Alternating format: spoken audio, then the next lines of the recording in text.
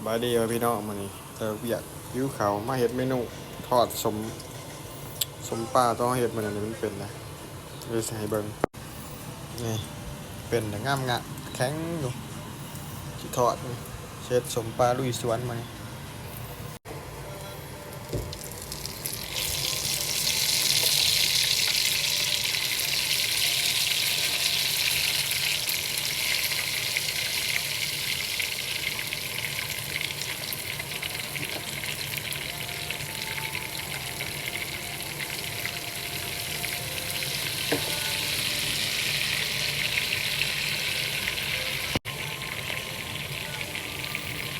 ทอดสมปลา